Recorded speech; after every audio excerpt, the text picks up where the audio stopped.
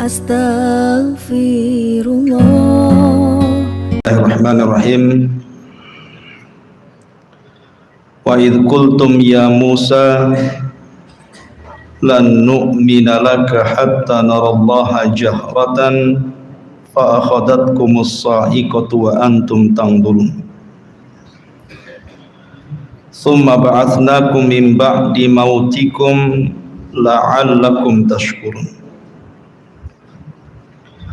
وَظَلَّلْنَا عَلَيْكُمُ الْغَمَامَ وَأَنزَلْنَا عَلَيْكُمُ الْمَنَّ وَالسَّلْوَىٰ كُلُوا مِنْ طَيِّبَاتِ مَا رَزَقْنَاكُمْ وَمَا ظَلَمُونَا وَلَكِنْ كَانُوا أَنفُسَهُمْ يَظْلِمُونَ.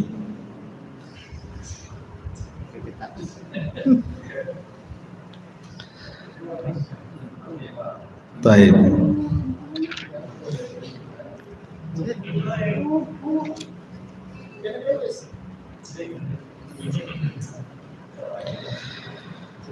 Di sini Allah Subhanahu wa taala berfirman,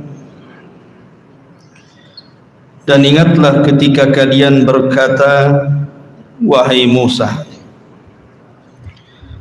kami tidak akan beriman kepadamu sampai kami melihat Allah secara terang-terangan. Maka tiba-tiba halilintar menyambar kalian dan kalian menyaksikannya.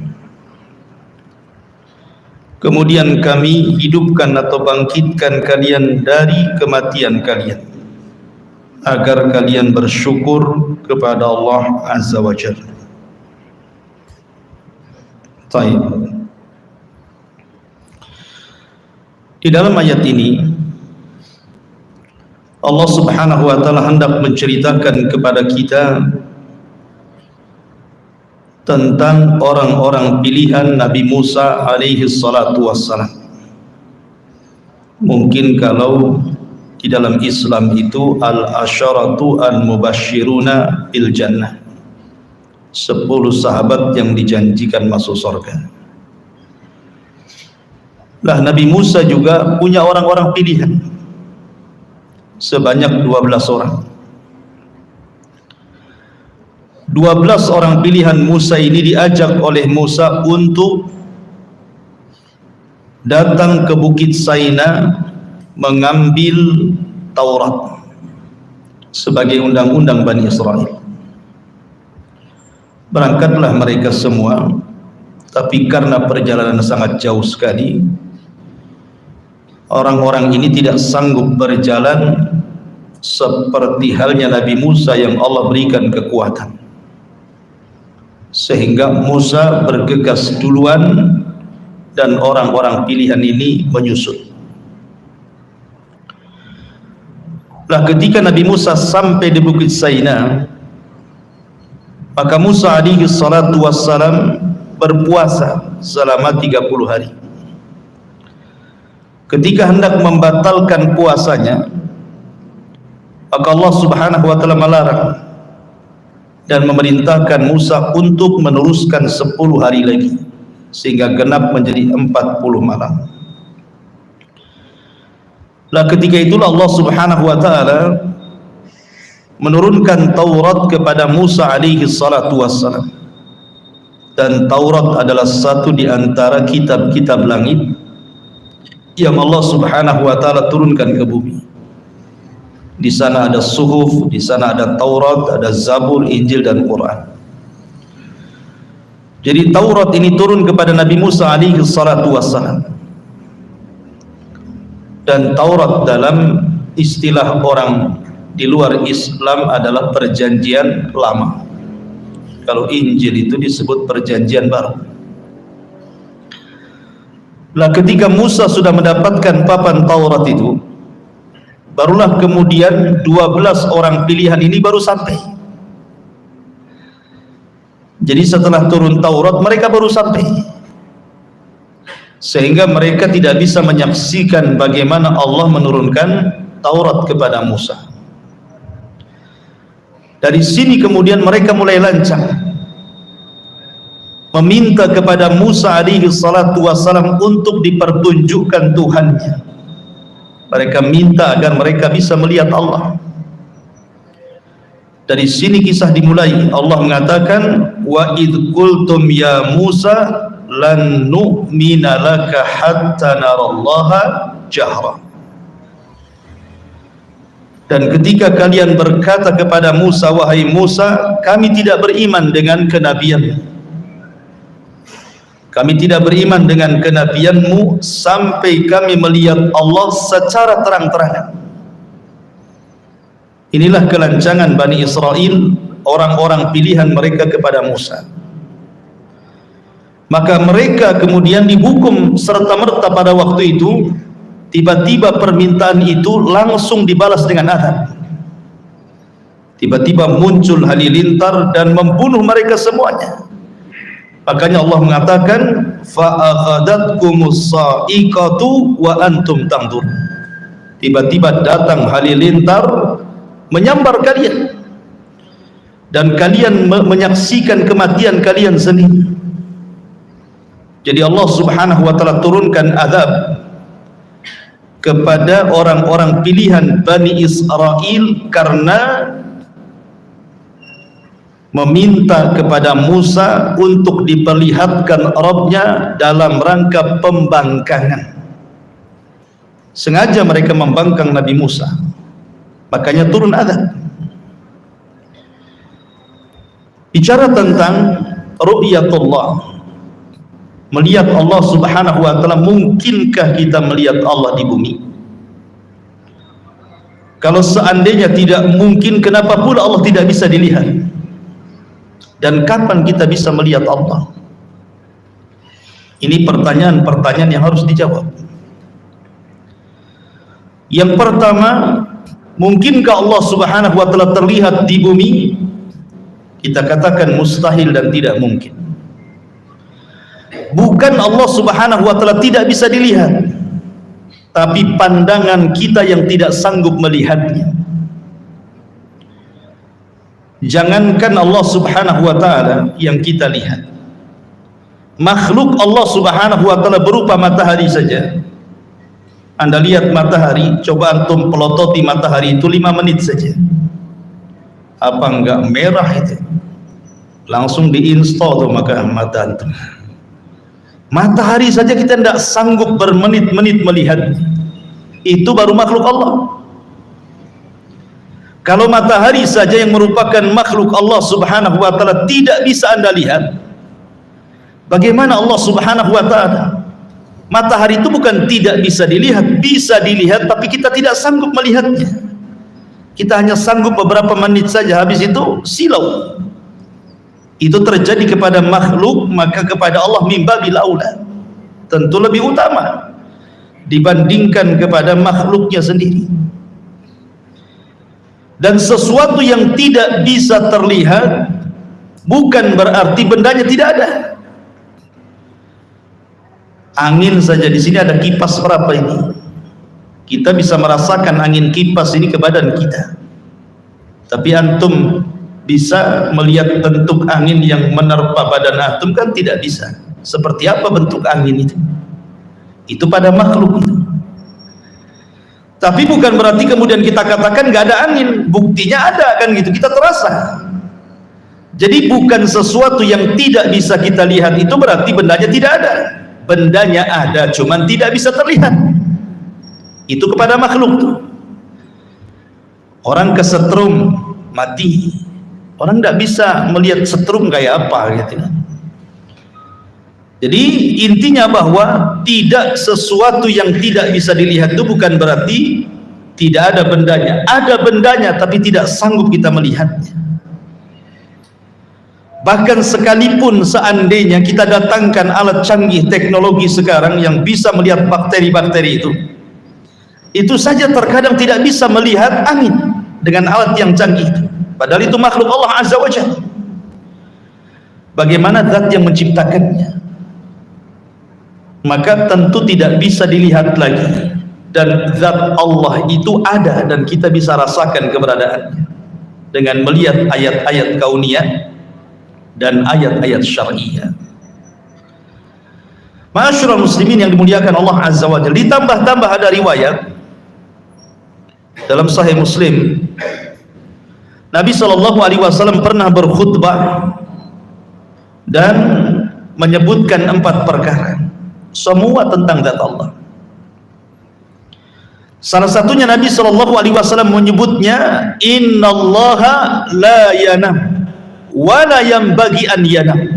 Allah itu tidak tidur dan tidak layak bagi Allah itu tidur. Sebab kalau Allah Subhanahu wa taala tidur, hancur alam semesta ini. Karena bagaimanapun setiap hari Allah itu punya kesibukan. Yang ini diberikan rizki, yang ini dimiskinkan, yang ini dikayakan, yang ini dilaparkan, yang ini dikenyangkan, begitu seterusnya. Setiap hari itu ada kesibukan. Makanya ketika Musa alaihi salatu wassalam bertanya kepada Allah Subhanahu wa taala, apakah Allah Subhanahu wa taala tidur? Maka Allah Subhanahu wa taala mengatakan kepada Musa, berdirilah wahai Musa. Kemudian peganglah 2 mangkuk di kanan, tangan kanan dan kirimu, isi air mangkuk itu. Akhirnya Musa pun mengambil 2 mangkuk, kemudian dipegang seperti ini. Maka Allah katakan, tahan mangkuk itu. Lama-lama Musa ngantuk, ya, karena kelamaan berdiri pegang mangkuk itu, ngantuklah Nabi Musa ini. Akhirnya ngantuk, kena siut sedikit, tumpahlah mangkuk itu, kemudian jatuh, kemudian pecah. Maka Allah Subhanahu wa taala mengatakan, ya Musa, kalau diriku ngantuk, maka kondisinya seperti dirimu. Alam ini akan hancur. Kemudian di ujung hadis Nabi SAW mengatakan, ketika bicara tentang tabir Allah, kata Rasul, wa hijabuhun nur. Dalam riwayat hijabuhun nar, dan tabirnya cahaya. Dalam riwayat tabirnya api. Lau kasyafat, kalau seandainya tabir Allah tersingkap, la akhraqat ma bainas samawati wal ardh, maka akan terbakar, akan hancur antara langit dan bumi. Jadi di sini ada hikmah. Kalau ada orang yang bertanya, kenapa Allah Subhanahu wa taala tidak bisa kita lihat? Ini rahmat dari Allah. Jadi kenapa Allah tidak bisa dilihat? Ini bentuk rahmat, sebenarnya kasih sayang Allah. Sebab kalau seandainya tabir Allah tersingkap, kita ini akan terbakar, kita ini akan hancur, akan binasa gitu ya. Sehingga dengan ditabirnya Allah dari kita, dan tabirnya Allah cahaya ataupun api, menunjukkan bahwa tidak terlihatnya Allah dengan kita itu dalam bentuk rahmat kasih sayang Allah kepada kita. Ketika Nabi Musa alaihi salatu wassalam datang menghadap Allah Subhanahu wa taala dan mengatakan, anzur ilaika ya Rabb, aku ingin melihat wajah. Allah Subhanahu wa taala tidak menolak permintaan Musa, tapi Allah mengatakan, lan tarani, kau tidak bisa melihat. Kemudian sebagai bukti Allah tidak menolak permintaan Musa, bukan hanya mengatakan lan tarani, kau tidak bisa melihatku, tetapi kata Allah Azza wa Jalla, walakin dur ilal jabal, kau lihat gunung itu, gunung yang batu isinya itu, gunung Tursina itu, kau lihat gunung itu.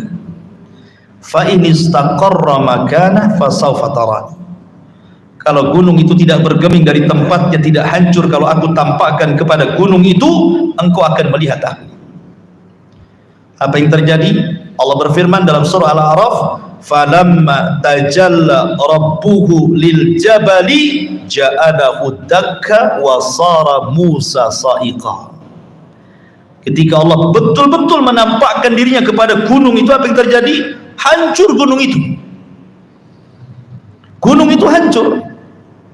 Jangankan Allah Subhanahu wa taala memperlihatkan dirinya kepada gunung, seandainya Quran saja turun kepada gunung ini, lau anzalna hadzal qur'ana ala jabalin la ra'aitahu khashi'an mutasaddian min khasyatillah. Mutasaddi, bisa belah gunung itu karena takutnya kepada Allah. Apalagi Allah menampakkan kepada gunung itu, hancurlah gunung itu.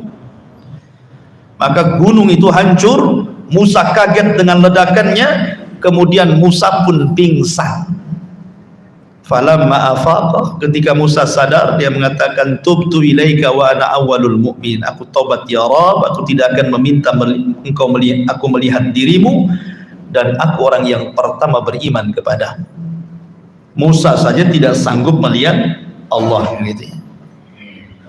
Bahkan orang nomor satu, Sayyidul Anbiya'i wal Mursalin, pemimpinnya para nabi dan rasul, Rasul kita Muhammad sallallahu alaihi wasallam pernah dimi'rajkan sampai ke Sidratil Muntaha dan pernah berdialog dengan Allah tanpa penerjemah.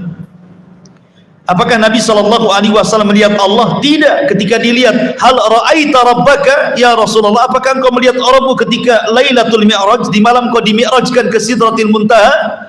Maka Rasul mengatakan, tidak, nurun inni ara, aku hanya melihat cahaya. Rasul hanya melihat tabirnya saja. Wajah Allah tidak bisa dilihat.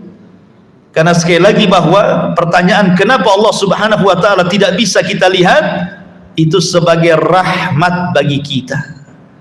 Kalau seandainya Allah tersingkap, hancur kita semuanya. Itu kasih sayang Allah Azza wa Jalla. Alhamdulillah. Ya, nikmat dari Allah Subhanahu wa taala. Tapi kapan Allah terlihat? Menurut akidah Ahlussunnah wal Jamaah, bahwa Allah Subhanahu wa taala terlihat itu nanti di sorga.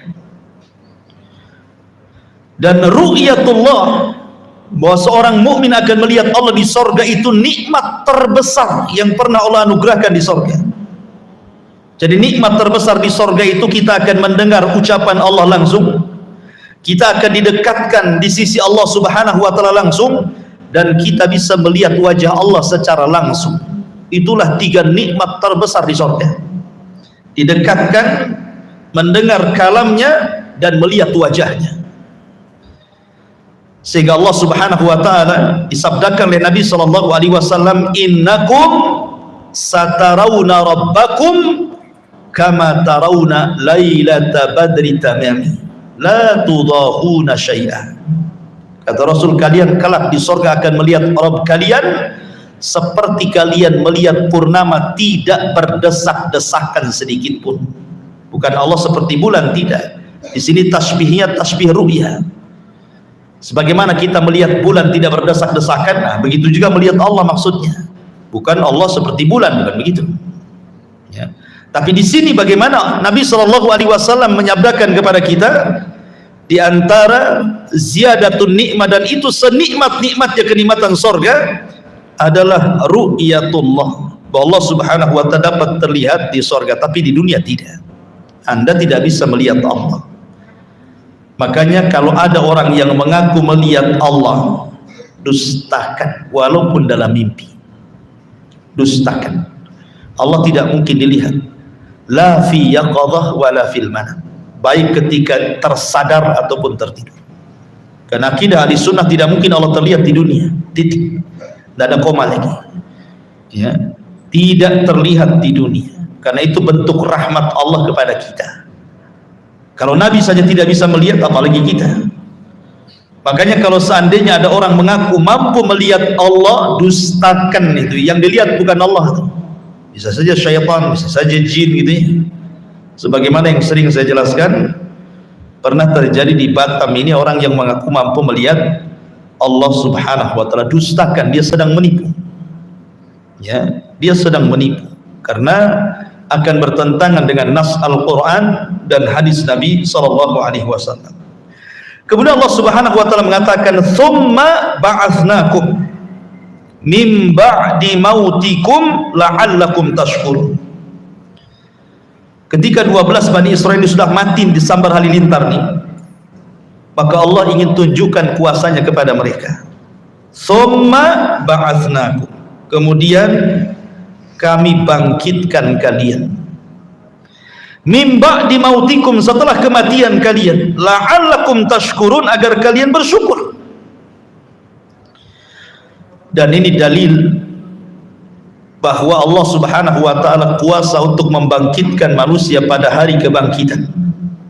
Di dunia saja Allah bisa membangkitkan orang mati, apalagi kelak pada hari tiupan sangkakala yang kedua, maka Allah lebih qadir, lebih sanggup lagi menghidupkan setelah kematian. Karena dahulu di zaman permulaan dakwah Rasul, orang-orang jahiliyah itu mengingkari adanya berbangkit. Mereka mengingkari, enggak mungkin lah kita dibangkitkan. Innama wa ma yuhlikuna illa dahr. Yang menghancurkan kami ini waktu. Tidak mungkin orang itu akan dibangkitkan lagi. Yang disebut dengan kelompok Dahriyah itu, yang sekarang disebut dengan ateis gitu kan. Mereka mengingkari adanya kebangkitan. Di sini Allah Subhanahu wa taala mengatakan tsumma ba'atsnakum, kemudian kami bangkitkan kalian, maksudnya di dunia, bukan di akhirat. Dan kisah Allah membangkitkan dari kematian di dunia ini dalam surah Al-Baqarah saja banyak. Salah satunya di sini kan, Allah menghidupkan 12 orang pilihan Bani Israel ketika meminta untuk diperlihatkan Allah disambar petir kemudian mati dan dihidupkan kembali. Ini kisah yang pertama. Kemudian kisah yang kedua, kisah Al-Baqarah sendiri. Kisah Al-Baqarah, kisah sapi betina. Ketika ada orang kaya mati, kemudian Bani Israel datang kepada Musa supaya diberitahu siapa pembunuhnya. Maka Musa mengatakan, sembelilah seekor sapi betina. Tapi karena mereka banyak cincong, banyak ngomong, banyak tanya, dipersulitlah mereka untuk mencari sapi betina. Tapi di ujung cerita mereka bisa membeli sapi itu walaupun dengan susah payah. Kemudian Musa memukulkan sebagian dari badan sapi itu, hidup lagi orang kaya ini. Kemudian Musa bertanya, man qatiluk, siapa pembunuh? Kemudian orang ini lirik, tuh yang bunuh saya. Habis itu mati lagi. Ya, jadi ini kisah yang kedua. Kisah yang ketiga, kisah Nabi Uzair. Uzair tidak diwafatkan. Uzair itu cuma ditidurkan 1 abad, ditidurkan 100 tahun. Pembahasannya bukan di Uzairnya, bukan, tetapi di keledainya. Dia kan bawa keledai, kemudian bawa makanan dan minuman. Makanan dan minumannya tidak berubah sama sekali. Padahal sudah 100 tahun tuh, tidak berubah sama sekali. Minumannya yang nggak basi, makanan yang nggak basi gitu ya. Masalahnya keledainya sudah mati. Jadi keledainya itu sudah hilang, sudah tinggal tulang belulang saja, daging kulitnya entah kemana gitu. Namanya keledai diikat. Sementara Uzair tidur 100 tahun. Siapa yang ngasih makan, matilah kan itu. Nah, coba kalau antum tidak percaya, ikat kambing 100 tahun, jangan kasih makan. Nanti tinggal tulang-tulangnya saja kan gitu. Ketika Uzair melihat keledainya tinggal tulang belulang, tiba-tiba Allah Subhanahu wa taala menghidupkan keledai itu di hadapan Uzair. Tiba-tiba tulangnya terangkai, jadilah tulang keledai. Kemudian datang dagingnya entah dari mana, datang kulitnya, jadilah keledai Uzair, dimasukkan ruh, tiba-tiba berteriak seolah kiamat bangkit. Kenapa? Wa'lam annallaha ala kulli syai'in qadir, supaya Uzair tahu Allah itu segala sesuatu maha mampu. Kenapa? Karena Uzair ketika melihat kota roboh itu, Uzair seolah-olah ragu-ragu. Kaifa yuhyi hadhillahu ba'da mautiha? Bagaimana mungkin Allah menghidupkan kota setelah hancur ini? Ya kan? Maka Allah Subhanahu wa taala berikan permisalan, keledai saja sudah mati bisa dihidupkan, apalagi kota gitu maksudnya.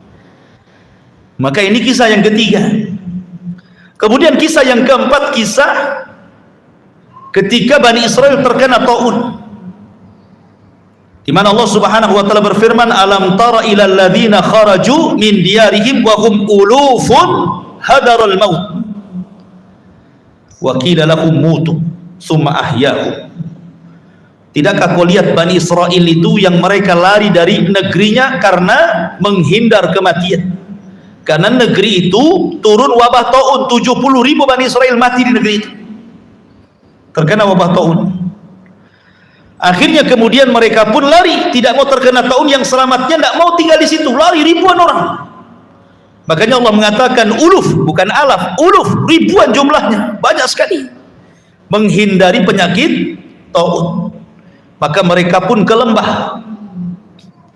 Rupanya sampai di lembah, malaikat maut sudah nunggu. Kemudian malaikat maut mencabut nyawa mereka semua. Tidak mati karena taun, mati pula oleh malaikat maut. Mereka kan maunya menghindar dari kematian taun. Keluarlah dia ke daerah yang mereka inginkan di lembah. Rupanya malaikat maut sudah banyak berdiri di situ. Dari sini ada kaidah para ulama, al-hadaru la yamna'ul qadara. Menghindar dari kematian itu tidak mencegah takdir kematian. Anda tidak mati karena corona, bisa aja mati ditabrak sepeda ontel kan itu. Ya kan? Namanya takdir itu siapa yang tahu? Lah ketika orang ini sudah mati semuanya yang ingin menyelamatkan dari tahun ini, datang seorang nabi namanya Hazkiyah, dari nabi-nabi Bani Israel, Nabi Hazkiyah. Maka Nabi Hazkiyah berdoa kepada Allah Subhanahu wa taala untuk dihidupkan orang-orang ini. Akhirnya Allah Subhanahu wa taala mengabulkan doa Hazkiyah, dihidupkan semuanya. Dan mereka pun beriman kepada nabinya belakangan. Ya kan? Nah, ini kisah yang keempat, Allah menghidupkan setelah kematian. Kisah yang kelima masih dalam Al-Baqarah, kisah Nabi Ibrahim alaihi salatu wassalam. Ketika dia bertanya kepada Allah, kaifa tuhyil mauta, bagaimana engkau menghidupkan dari kematian ya Rabb?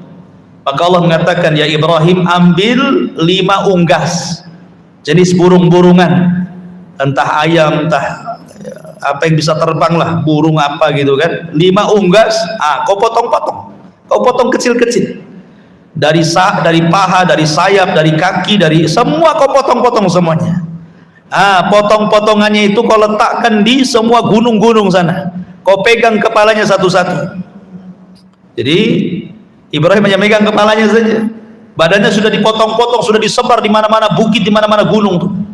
Maka Allah mengatakan, "Tsummad uhunna ya'tinaka sa'ya." Kau panggil tuh badan-badannya tuh. Maka Ibrahim memanggil badan-badannya itu. Tiba-tiba melesat badannya dari semua bukit dan gunung, dan tidak ada yang salah dengan kepalanya.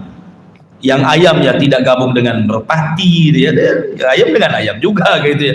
Jadi persis nyambung dengan binatang yang dipotongnya. Lah dari 5 kasus ini, termasuk di sini, summa ba'atsnakum min ba'di mautikum la'allakum tashkurun, bahwa kalau Allah sanggup menghidupkan dari kematian di dunia, maka Allah sanggup akan menghidupkan manusia di akhir. Maka jangan pernah mengingkari hari kebangkitan. Allah sanggup menghidupkan di dunia, bagaimana pula Allah Subhanahu wa taala tidak sanggup menghidupkan di akhirat. Karena Allah Subhanahu wa taala itu ala kulli syai'in qadir, atas segala sesuatu maha mampu.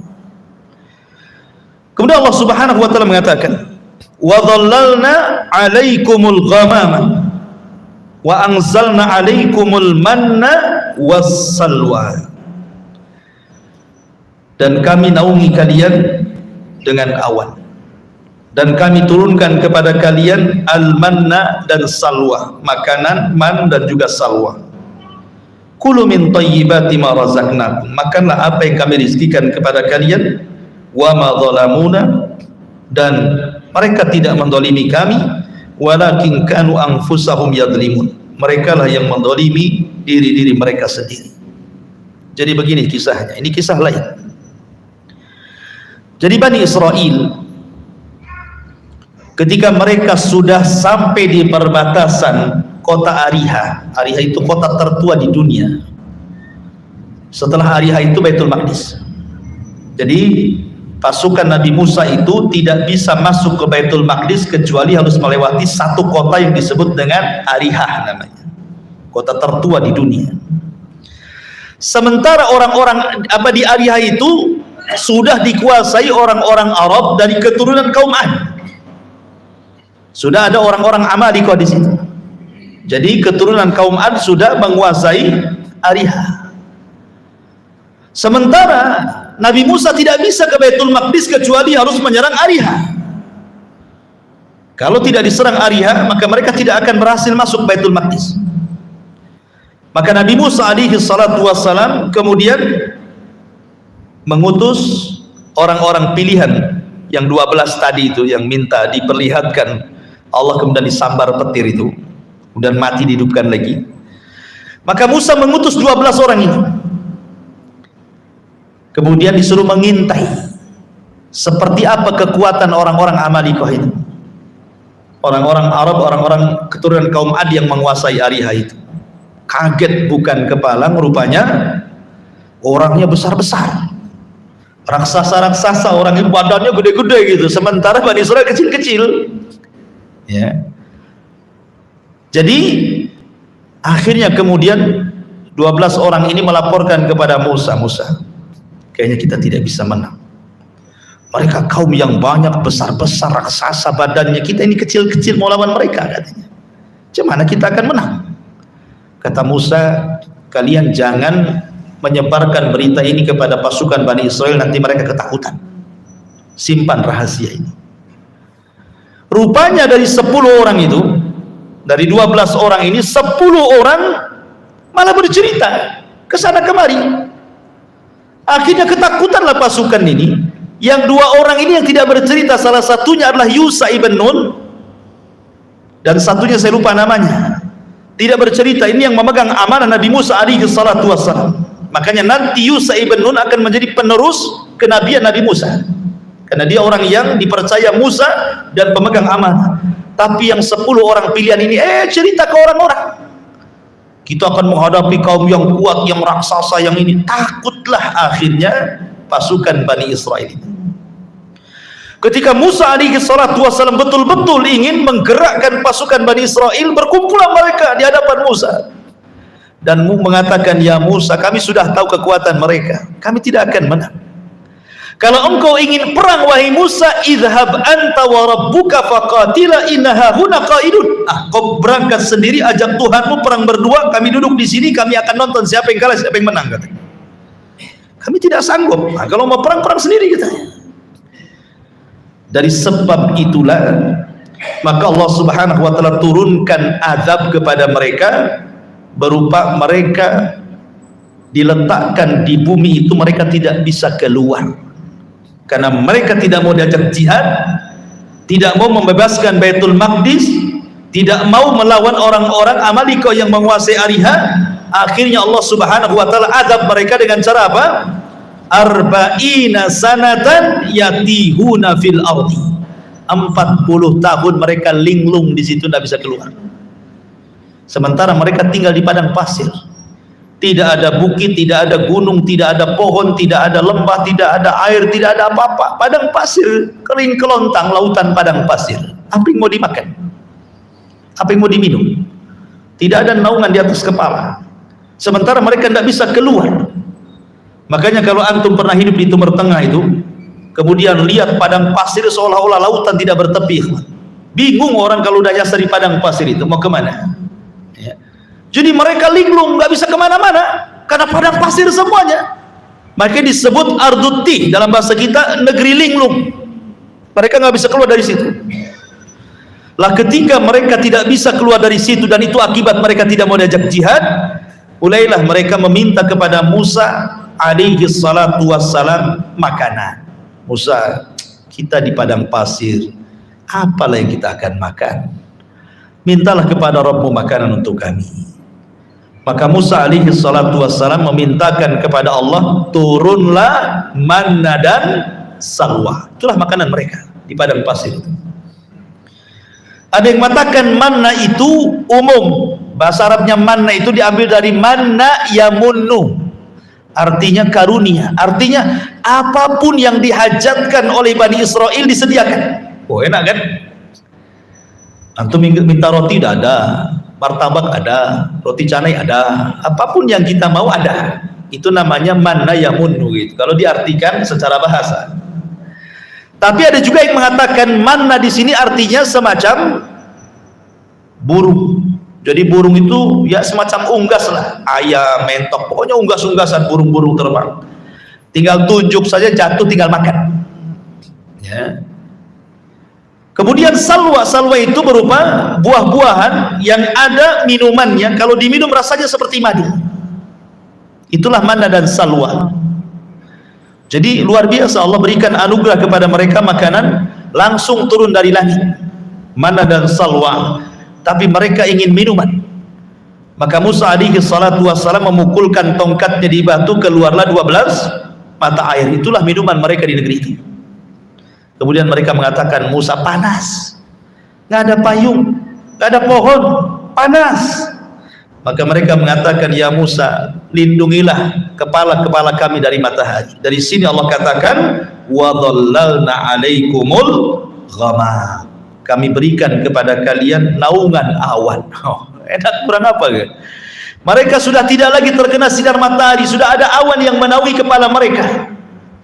Sudah ada makanan manna dan salwa, sudah ada minuman mata air. Kurang apa? Itu nikmat dari Allah Subhanahu wa taala.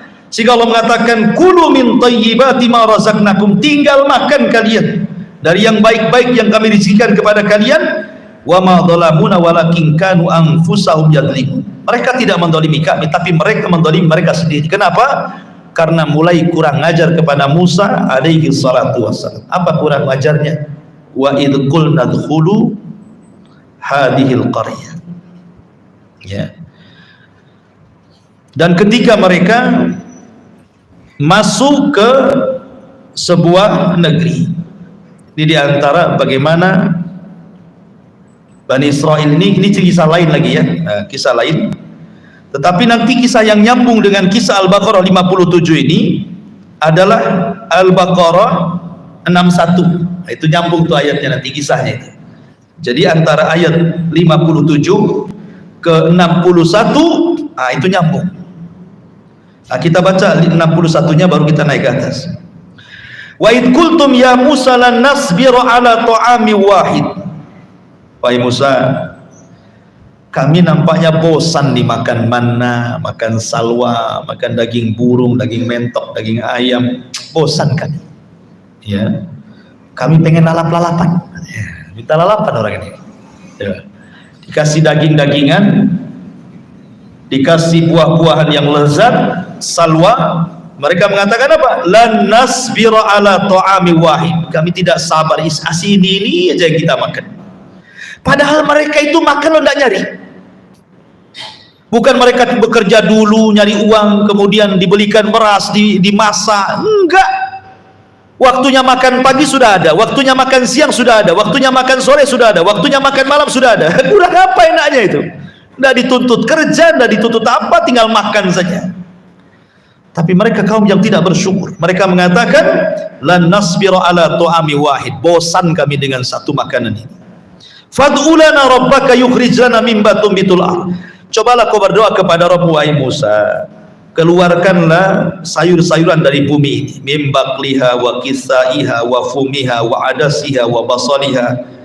Bayangkan dari bawang-bawangan. Ya kan? Pokoknya mereka minta lalapan yang sifatnya dari sayur-mayuran. Ya. Mimbakliha dari sayur-mayuran, wa kisaiha wa dari kacang-kacangan, wa adasi wa basole dari bawang-bawangan. Bayangkan. Maka Musa mengatakan, atastabdiluna alladhi huwa adna billadhi huwa khair. Engkau memilih yang rendah pada Allah sudah kasih yang lebih baik. Allah kasih terbaik makanan ini karena Allah sendiri yang menurunkan dari langit. Kalian minta pula yang rendah. Kalau itu yang kalian minta, Musa mengatakan, ihbitu Misra. Itu di mana kota ada yang seperti itu, di mana desa ada, itu tinggal tanam tumbuh. Tapi makanan yang kalian makan gak ada di bumi ini, karena ini makanan dari langit masalahnya. Jadi Musa mengingatkan nikmat itu kepada Bani Israel. Tetapi apa yang terjadi? Wa dhuribat alaihimudz dhillah. Akhirnya mereka mengalami kehinaan, wal maskanah, kemiskinan lagi, wa ba'u bi ghadabi minallah, dan mereka harus menanggung murka Allah Subhanahu wa taala. Akhirnya manna dan salwa itu hilang. Kemudian air juga mulai kering. Akhirnya mereka makan ala kadarnya. Tadinya sudah kaya jadi miskin lagi. Nah, inilah rasakan, ini yang kalian mau kan? Nah, itu seolah-olah Allah mengatakan seperti itu. Ini yang kalian mau. Sudah Allah anugerahkan makanan enak, ini yang kalian mau makan nih. Maka Allah datangkan kemurkaan kepada mereka. Kenapa? Dzalika bi annahum kanu yakfuruna bi ayatillah, karena mereka kufur dengan ayat-ayat Allah, wa yaqtuluna an-nabiyyina bighairil haqq, karena membunuh para nabi dengan tanpa ada hak yang dibenarkan. Dzalika bima asaw wa kanu ya'tadun, karena mereka bermaksiat dan mereka melampaui batas. Baik. Kemudian Allah Subhanahu wa taala melanjutkan kisahnya. Wa id qulna dkhulu hadhil qaryata faqulu minha haitsu syi'tum ragada. Wadkhulul baba sujjadan wa qulu hittatun naghfir lakum khotoyakum wa sanazidul muhsinin. Jadi ceritanya begini. Nabi Musa hidup selama 40 tahun di negeri linglung. Begitu juga Harun alaihi salam. Tapi Allah takdirkan keduanya wafat. Keduanya wafat di negeri ini. Belum berhasil merebut Baitul Maqdis, Musa dan Harun sudah wafat di negeri linglung selama 40 tahun itu. Akhirnya generasi para pengecut itu sudah mati juga. Datanglah anak-anak mereka. Lah anak-anak mereka ini akhirnya dididik oleh Yusha ibn Nun untuk menjadi para pemberani. Dan setelah kematian Musa, Bani Israel menyesal. Itulah terkadang ketika Nabi Musa di masa hidup mereka suka mengejek Musa, menghina Musa, bahkan sampai menyakiti Musa, sampai Rasul mengatakan rahimallah akhu Musa laqad udhiya katsiran fasabar. Semoga Allah merahmati saudara kita Musa, dia banyak diuji Bani Israel tapi dia sabar. Sabar Nabi Musa itu, bayangkan difitnah oleh Bani Israel dengan berbagai macam fitnah, sampai kepada masalah pribadi privasinya itu difitnah oleh Bani Israel. Ketika Musa tidak mau mandi bareng, kan kebiasaan Bani Israel kan suka mandi bareng kayak kita di desa-desa kan, zaman bahula kan gitu ya. Belum di rumah itu belum ada kamar mandi, belum ada toilet jongkok, apalagi duduk gitu ya. Orang berak masih di tapak, masih di ini, kalau di orang-orang yang dekat laut, kalau di sungai ya di sungai gitu ya. Jam 3 pagi itu udah sibuk tuh orang tuh, nongkrong-nongkrong di pinggir sungai itu kan. Ngapain dia jam 3 tuh. Tapi yang jelas bahwa orang dulu itu kan biasa itu mandi di sungai rame-rame. Mana punya malu? Gak ada malu. Kalau sekarang antum sudah ngaji, malu lah. Kalau antum tak malu, tak ada malu lah. Kalau orang dulu kan biasa saja mandi. Antum mau pakai daleman saja, perempuan juga sama seperti itu gitu kan. Ya, makanya orang dulu itu banyak orang ngintip-ngintip di pohon-pohon pisang, di pohon-pohon mangga. Artinya apa? Karena kebiasaan orang dulu seperti itu. Artinya apalagi di zaman Nabi Musa kan, yang tahu ratusan tahun yang silam ya kan. Di zaman kita kecil-kecil antum yang orang desa aja ngalami itu mandi di sungai. Apalagi di zaman Nabi Musa, mereka mandi bareng di sungai. Tapi Musa itu punya sifat malu yang luar biasa, tidak mau mandi rame-rame, dia mau mandi sendiri aja. Disitulah difitnah, jangan-jangan Nabi Musa badannya kayak banci gitu, tidak ada tenaganya, nggak ada ototnya gitu. Paling dia punya penyakit tuh di badannya, makanya nggak nyampur sama kita mandinya. Kedengaran sama Nabi Musa. Musa sabar saja. Tapi Allah Subhanahu wa taala tentu tidak akan membiarkan nabinya dihinakan oleh kaumnya kan. Man adzali waliyan faqad adzantu bil harbi. Jangan lagi seorang nabi wali saja disakiti, Allah ngajak perang. Apalagi nabi. Maka ketika Nabi Musa mandi sendiri, diletakkan celana bajunya di atas batunya, Allah sengaja batu itu dibuat jalan. Batunya lari. Musa ngejar-ngejar batu karena pakaian di atas batu masalahnya. Ini kalau nggak dikejar pakaian saya di batu itu, bayangkan Allah buat batu itu berjalan. Dikejarnya batu itu karena mau ngambil pakaian, rupanya batu itu lari ke tengah-tengah Bani Israil yang sedang mandi. Otomatis Musa sedang mengejar batu kan gitu, telanjang gitu kan. Nampaklah sama Bani Israil itu kan badan dia kan. Wow, ternyata badannya sangat indah, sangat steril, mulus, tidak ada penyakit. Rupanya yang kami tuduhkan kepada dia nggak benar katanya. Sampai masalah privasi mereka nuduh Nabi Musa itu. Ya. Bahkan ketika Nabi Harun meninggal, yang difitnah membunuh Harun itu adalah Musa. Padahal Nabi Musa ya, Nabi Harun yang meninggal wajar. Tapi karena Harun lebih dicintai Bani Israel, ketika mereka tidak melihat kematian Harun, hanya dilihat Nabi Musa, mereka nuduh bahwa Musa membunuh Harun. Sampai ketika kematian Harun, dituduh Musa yang membunuh Harun abangnya. Makanya wajar kalau Rasul mengatakan rahimallah akhu Musa laqad udhiya katsiran fasabar. Sungguh Allah rahmati saudara kita Musa, dia banyak diuji Allah tetapi dia sabar. Ya kan? Lah akhirnya kemudian ketika azan ya, saya kira baik sampai di sini dan ada manfaatnya, kita lanjutkan minggu depan. Subhanaka bihamdika asyhadu an la ilaha illa anta astaghfiruka wa atubu ilaik. Allahu ta'ala. Assalamualaikum warahmatullahi wabarakatuh.